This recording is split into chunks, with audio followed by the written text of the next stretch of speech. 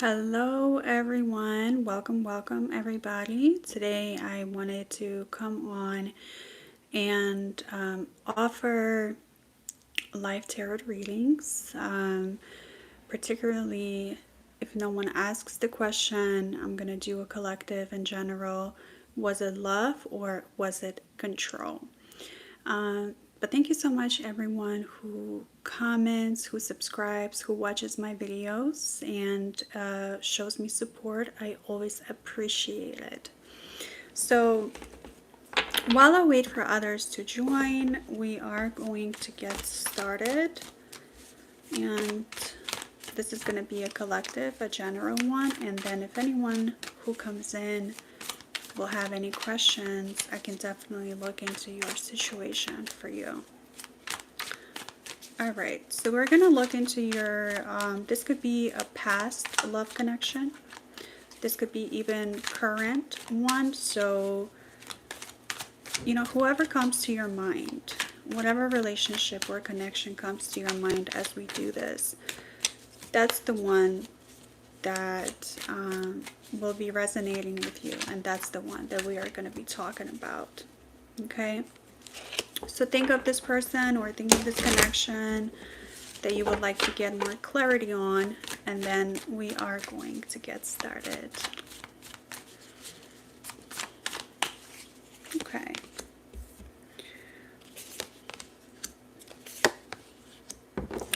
So right away what I'm seeing is, destruction, right? So this person could have destructed the way that you see the world, or the way that you see yourself, or the way that you see connections with people, right? It kind of screwed your worldview on where do you belong and how to belong.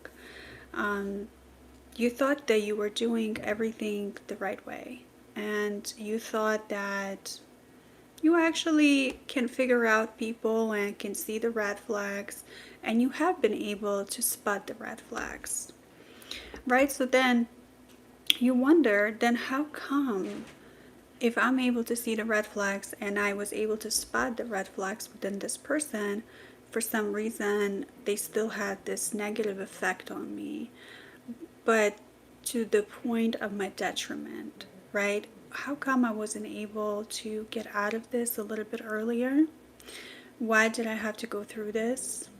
And how can I start over, right? How can I become someone who is able to protect herself or himself from further heartbreaks, or someone who's able to destroy you, or someone who's able to bring you so low? So we're gonna look into that. But for those of you who are joining, welcome everybody. Make sure you say hi. And let me know if you have any specific questions that I can look into that for you as well. Excuse me. So you see in the beginning when you met this person, they seemed like they were a family status type of person, right? So, and it's not so much that they love bombed you or that they led you on. Just from your observation, the way that they would behave towards you, it seemed like they actually did have good intentions, right? They made you feel welcome. They made you feel important. They gave you time. They gave you attention and affection. And they were willing to listen to you, and they were willing to be there for you.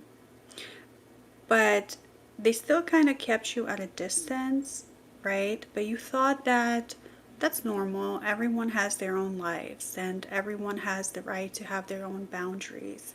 You don't have to have this deep connection right away or understanding. So sometimes it takes some time for you to get to know the other person, and vice versa. So it's not as steady as you would have liked it to be. So the beginning was not steady, but it was stable somewhat. Okay. Hey, Carrie. This is a collective, yeah, but if you have any questions, please let me know and I can look into that for you. We're doing a collective love reading. Was it control? Was it love? Um, so if you feel like this is resonating with you and you have some follow-up questions about that, I can look into it. Okay. So, and then a lot of times with this person, what happened was they would come off as protective and they would kind of give you these advice, life advice, right? And you're like, wow, they're smart. You were starting to look up to this person. You know, they seemed like they were reasonable. The advice that they would give you seemed reasonable. It wasn't anything out of the ordinary, right? This is someone who sounded supportive, and this is someone who sounded that they were being kind to you, that they wanted the best for you, right? Okay, yeah. And then what happened, even though you might have felt supported, but at the same time, you might have felt like controlled, right? You felt like you couldn't quite be yourself around this person. And then you thought to yourself, maybe they just needed time to get to know me and they will come around. Maybe if I just speak up a little bit more or explain things in a different light, they would be able to get me and finally understand me. And some of you might have spoken up to this person. Some of you might have tried to explain things so they can understand you better. But if you notice, a lot of these, conversations that you would try to initiate with your person would be met with shaming. They would be met with frustration, or they would be dismissed, right? And you might have not recognized it right away, and that's totally fine. It happens a lot of times, right? Because this type of connection felt familiar to you. You're like, I know how to handle this. I know what to do. This is not that bad. It could have been way worse. It's We're still just getting to know each other. This is good. I've got this, right? So then you would tend to overextend yourself. You would tend to over explain yourself. But even though you explained yourself in such a beautiful way and you were communicating in a clear way, you were being stable, you were being concise, this person still misunderstood you. Or they still felt like it wasn't enough. Or they wouldn't even appreciate it. Or they would just kind of stay still, right? You know what I mean? Like they wouldn't give you any feedback on how you were doing. They If you tried to speak with them, they wouldn't tell you, "Okay, yeah, this is what I need from you. This is what I want from you." They would just listen and they would not say anything back. So for some of you, it could be like silent treatment, withdrawal. They would not initiate anything. You were always the initiator. You were always the one that tried to fix something. And when you knew something wasn't right and you tried to bring it to your person's attention, they're like, no, everything is fine. Why are you making this up? Why you're being so dramatic? Everything is fine between us. There's nothing wrong. But you knew by the way that this person made you feel around them that you felt rigid, that you didn't feel like yourself. And just something wasn't right underneath it all. You couldn't name it. But it was happening. So you were just being concerned and you tried to speak up about your needs because you wanted to be with this person. You wanted to have a connection that you deserve. But this person was dismissive and they didn't think that anything was wrong. And they thought that the way that you were acting was a little bit bizarre. Or they might have not even said it to your face, but you felt the energy, right? You felt your body tense up around them. Yeah. Right, Carrie? So,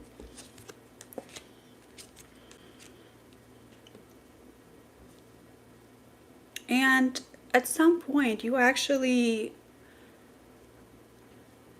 gave up, right? A part of you might have given up, or a part of you might have accepted the fact that this is how it's going to be and it's not that bad, and you kind of know how to handle this, and you've gotten to know this person, so you already knew how they were, and you were okay with that. You accepted them. You accepted their flaws. You accepted their red flags.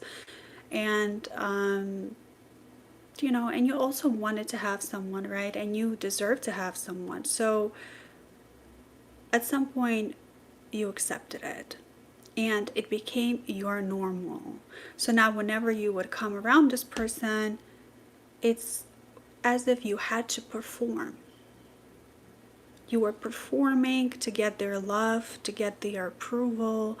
You had to be a certain way, you had to act a certain way, you had to just everything when it comes down to, you know, being controlled.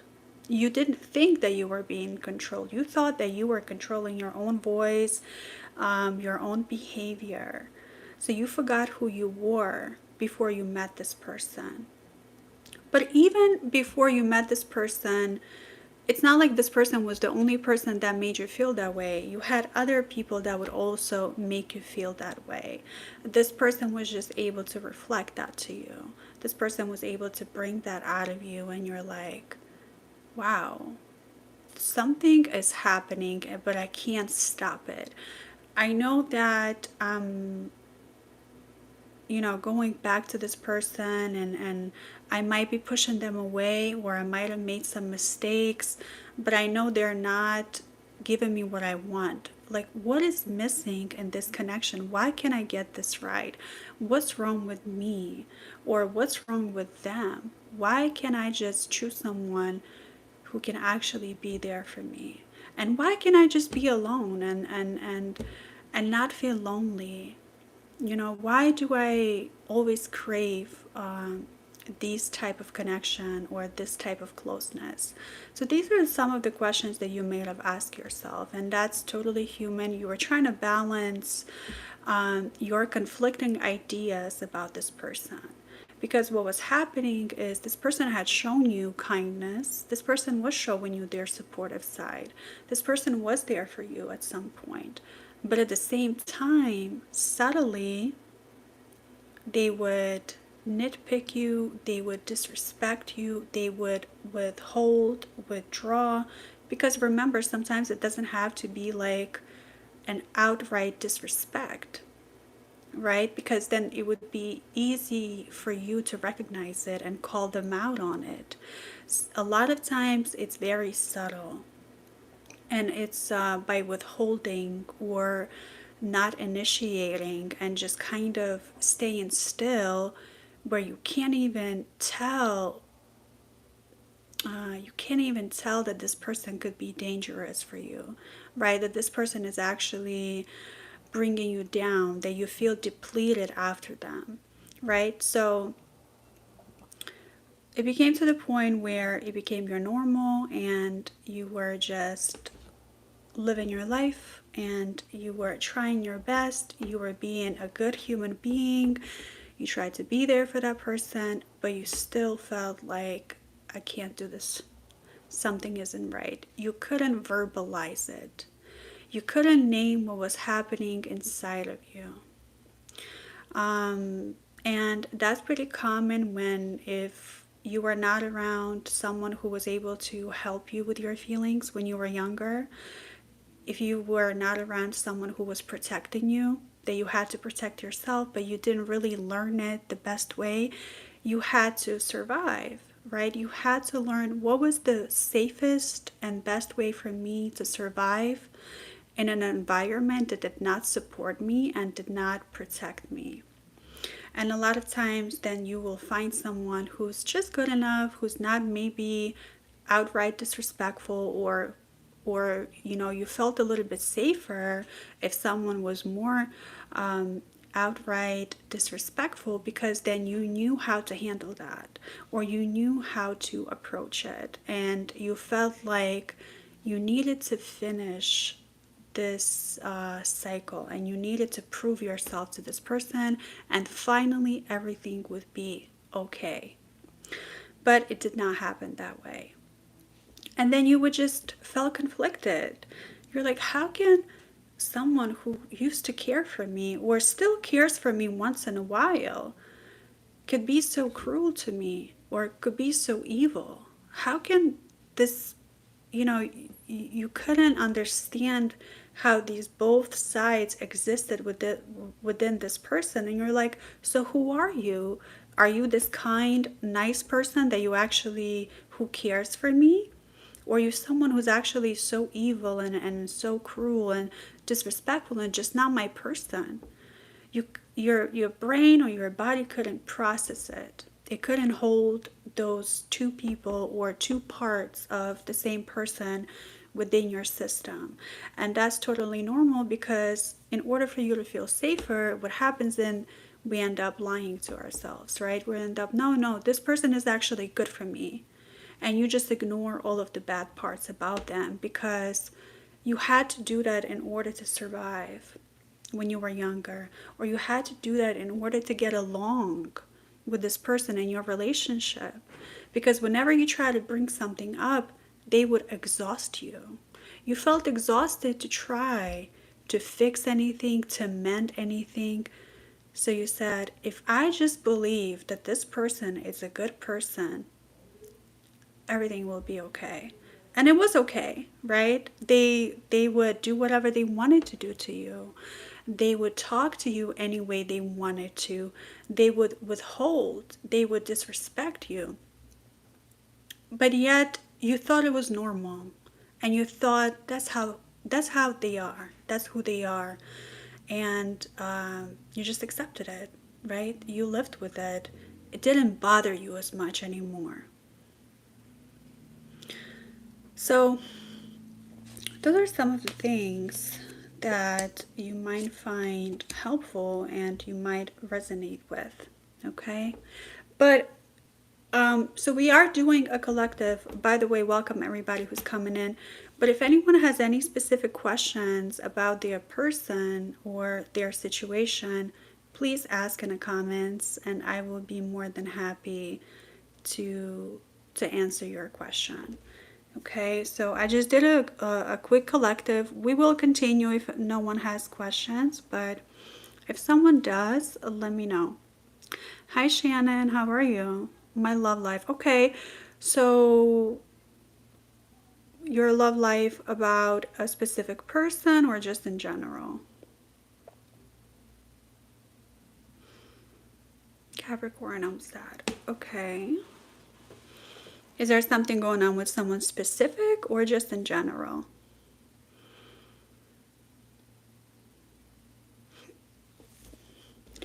So a lot of times, Shannon, what happens is, because when there's emotional charge between you and someone else, you think that's the reason why you're feeling sad, or that's the reason why you're not happy in your life. And to a point, yes, that is true. But also, it's because it's like it's finally giving you that wake-up call that something needs to change in your life. That's something you need to do within yourself. You need to make changes within yourself, right? So you don't end up in this predicament where you keep choosing people who abandon you, right? We just broke up. That's abandonment. This person decided to abandon you, and that's normal, and that happens in relationships. But to you, abandonment might feel way worse than to another person. And there's a reason why. It doesn't mean that there's anything wrong with you. It's just you need to understand why it's happening. You need to have that knowledge, so that way you have power over how you feel and over how you act, and just more understanding and clarity, right? So, was it a mutual breakup or was it one-sided? So a lot of times, like, a love life is just a reflection on, that's why relationships can be so beautiful, because if you get into a relationship with the right type of person, you can actually, um, everything that is going on within you, it becomes more intense and it becomes more clear. And if you're willing enough, you can fix that, or you can mend it, or you can get over it, right? Okay, Shannon. So he was drunk and kicked me out and now wants me back. Okay. So that's an addiction problem, right? So anytime when someone has an addiction, it's impossible to have a healthy relationship with that person, right? So if a person is abusing substance, it's impossible to have a healthy relationship with this person. So it's called a codependent relationship, and a lot of times, then what happens when you are a partner of someone who abuses, you start making excuses for them, right? So you're thinking like, oh, he was drunk and he might have not been in his right state of mind, so he kicked me out. It wasn't him, it was the alcohol. Um, but the thing is, he's the one that abuses the alcohol, so that's who he is, right? So he's not uh, ready for a relationship. So he needs to make sure that he takes care of his problems first, of his issues. His capacity to love is not there. He doesn't even have the capacity to love himself. And if you don't have the capacity to love yourself, you will not have the capacity to love another human being. All right, Shannon. So I'm sorry that happened. Um, the reason why he wants you back is because, of course, it's about power and control, right? It's about, let me see if I can get her back. Why not? Let me see if I can just do whatever I want to do and she will be back with me. Right? So it's not about love, it's about power and control, lack of accountability, lack of responsibility. And he thinks that this relationship can fix him, and maybe he'll try to convince you that if you stay with him, he will stop drinking, or he will get better, everything will be okay. But that's just an excuse, and that's a denial, and he's basically escaping his own reality. Okay? Anyone else has any questions? Thank you for your question, Shannon. I wish you the best.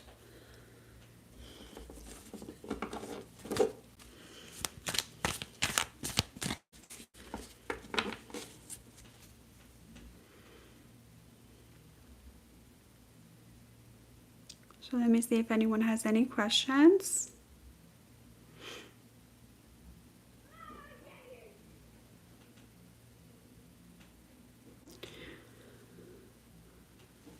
But yeah, a lot of times the on and off relationship, just like Shannon spoke about, it very, very hard. The more you stay, the harder it is to leave. They're not easy to get out of, right? Especially if you get fixated on it. There's like literally like a chemical reaction that's happening within your body, and it's like breaking an addiction. Like you're getting addicted to the highs and lows, and you want to get that high again, and you chase it. Okay. Hi, Pat. Am I supposed to stay single? Are you supposed to stay single? Do you want to stay single? Are you single right now?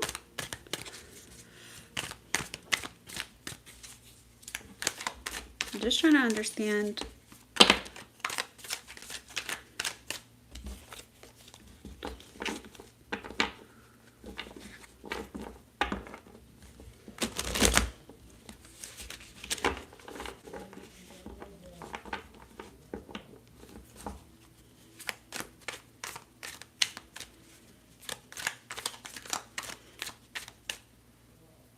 What do you mean, Pat? Are you supposed to stay single? So, like, you're saying, am I doomed to just? Am I doomed? Will I just always be single? Is that what you're asking me, Pat? You might have given up on love life. You might have not been able to find someone who can be there for you.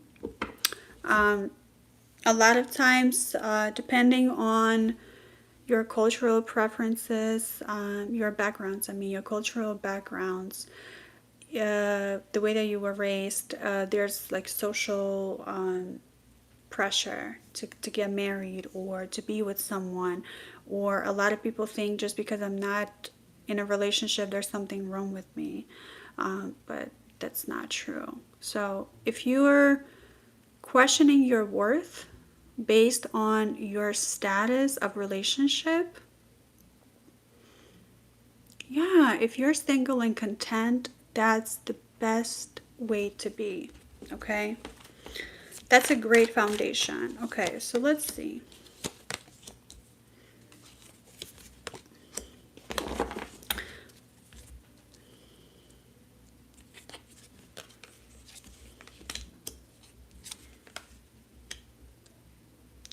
Well, I think you definitely have, like, you're a bit avoidant, or you might pick people who are emotionally unavailable. So even though it's because you are emotionally unavailable, so even though you might want to be in a relationship, you always find yourself falling for someone who's either married, right? Or who's just not ready to settle down and they just want to have fun. And, you always chase that honeymoon stage. And when it gets a little bit serious, you kind of like, I don't think I want this. So it's like this. You are not in a relationship right now because you don't want to be, and that's totally fine. That's totally fine. It's totally fine not to be in a relationship, but if you find yourself falling for someone who's already taken, that means that something inside of you is not ready for a relationship. And if you're single being content, that's fine. But it will be up to you to decide if, as you said, are you supposed to be in a relationship? You make your own life. You create your own life. So however you want your life to go, that's how it's going to be, right? If you want to have a relationship with someone who's available, whenever you're ready, you will do it.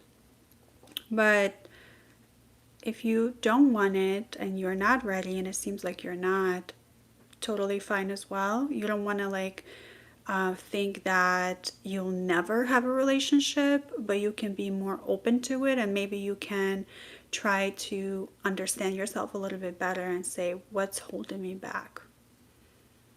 Okay. Do you see me in a relationship? In another relationship? Oh my God, you're spot on. Thank you. You're welcome, Pat. In another relationship? Not the one that you are trying to get out of right now?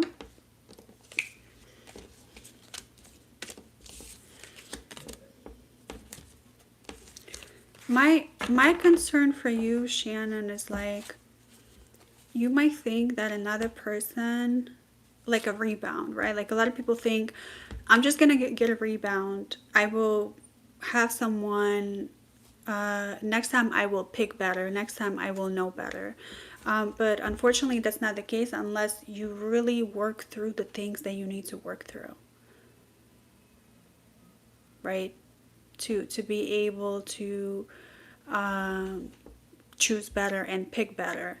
And then when you do get into a relationship, it's not to get over the last person, and it's not to fill the void inside of you. It's because you already have to be content and happy and complete without someone else. Okay? Makes sense?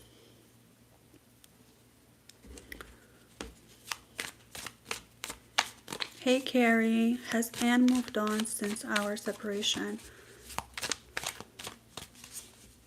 Your ex-husband, was it the same person you asked me about? Shannon? Carrie, how long has it been since you separated? Shannon, I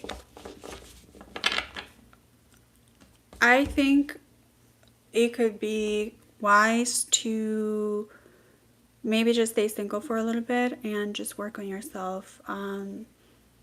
Your ex-husband, look, I don't know if he's done any work, you know? Has he done the work? What kind of relationship was it? I would just... People rarely change. Change is so difficult. Change is very, very difficult. You kind of have to dedicate your life to it. People don't want to do that. They just want to live the way they live. And that's totally fine. And it makes sense. It makes sense, right? Carrie, how long has it been since your separation with this person? We were together 6 years. We're separated since May 14. He called this morning on my work phone.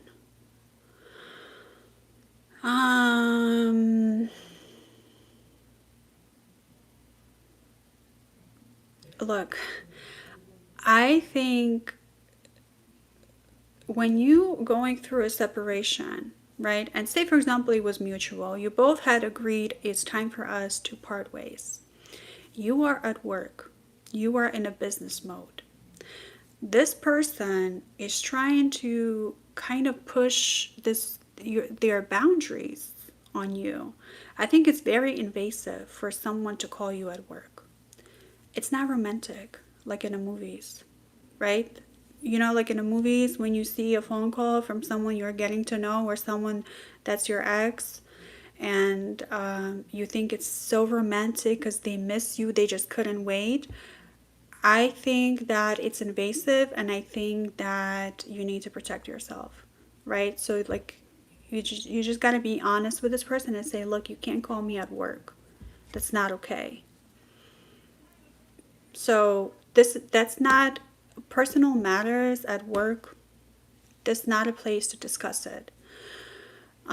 So just by the fact that he had obligated, or he felt entitled, I should say, not obligated, he felt entitled to call you at work.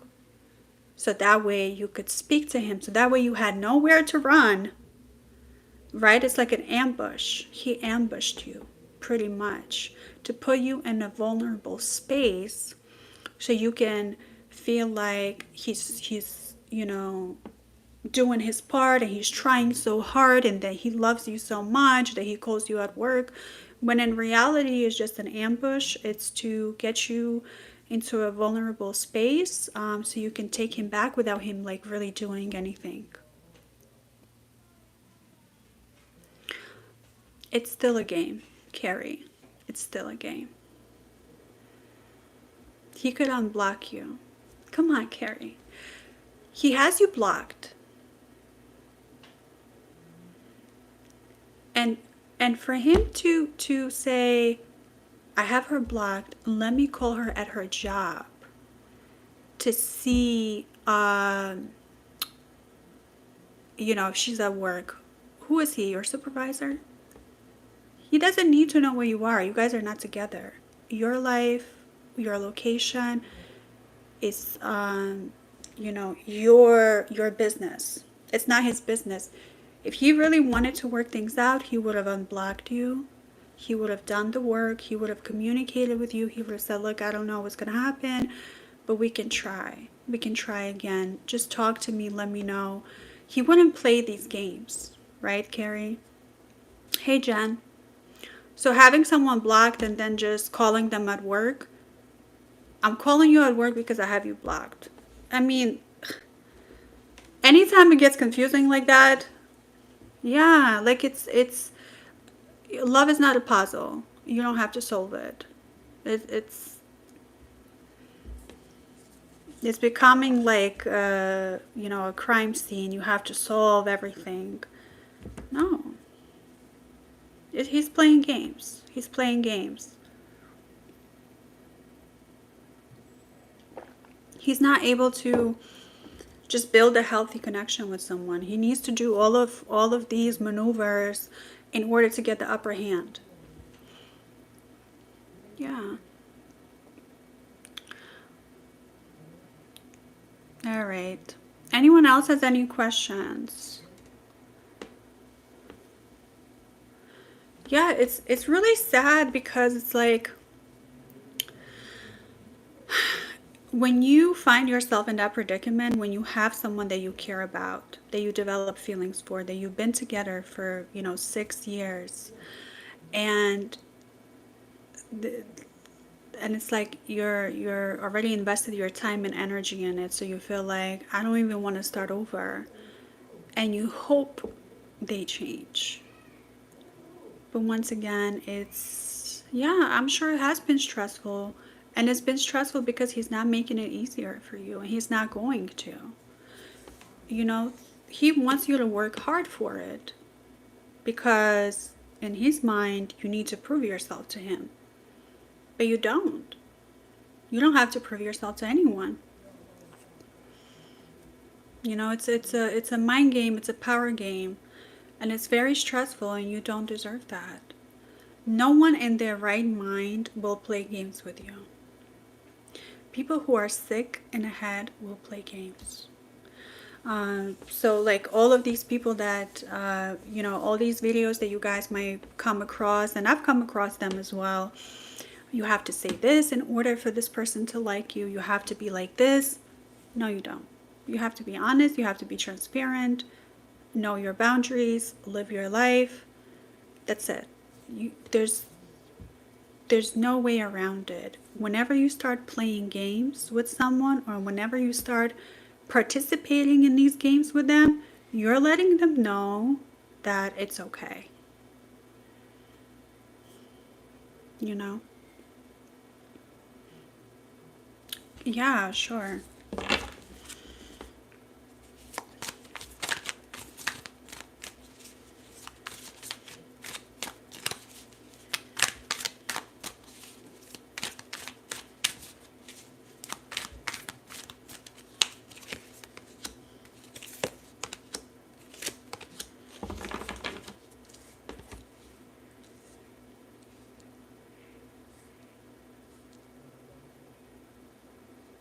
You know, it's he's gonna try to like make you feel special again.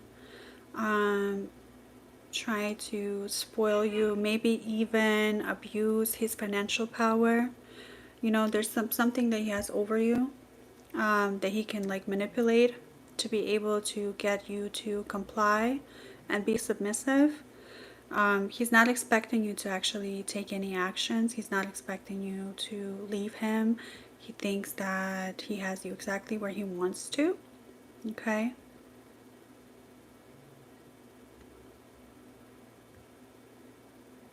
I'm not hearing it. Oh, you're not hearing it from him? Yeah, yeah. He wants you to be compliant and submissive.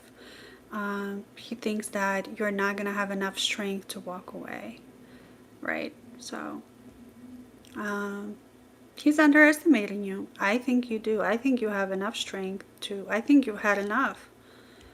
You're done, you know? It doesn't matter how many steps you have to take in order to get to your destination, wherever you want to be, but you will continue, right? So even though you might come back, even though you might entertain him, hypothetically, you're still at some point, you're like, no, this is it.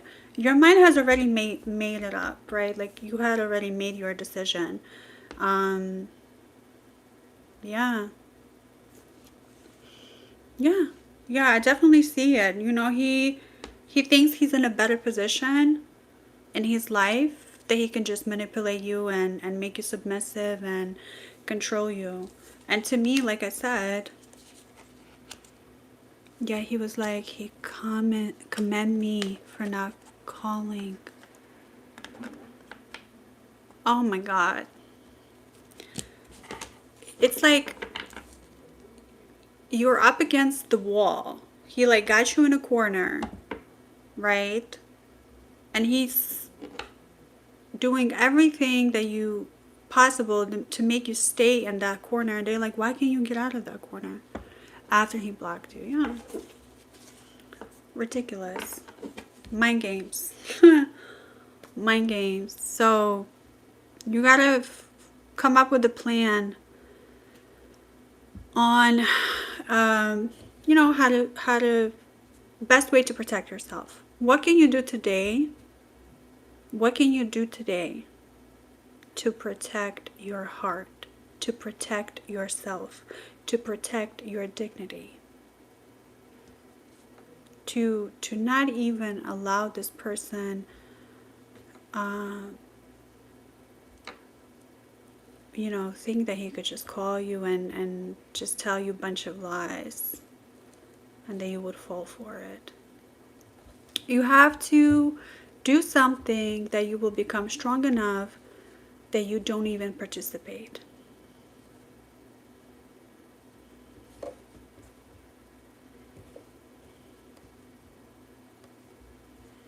He doesn't need to pick up his things without someone there. So make sure you have someone there, right? Like create a barrier and make a payment on some money he owes you. He could just send it to you and have, first of all, before all of that, he needs to put it in writing, right? If he does really owe you money, he needs to put it in writing. He needs to like, and then what is he paying cash? Like, get it in writing first. Oh, you owe me money? Yeah, that's right. Or get like a record or a text message. As long as he admits it on his text message, if anything, and I don't see him paying. I mean, he might pay it just to like get you to think that he cares. Yeah, you're welcome. All right, guys. So I am going to wrap up, but I appreciate each each of you. I think that's how you say it. Everyone, thank you. And I will let you go and I will see you next time. But bye.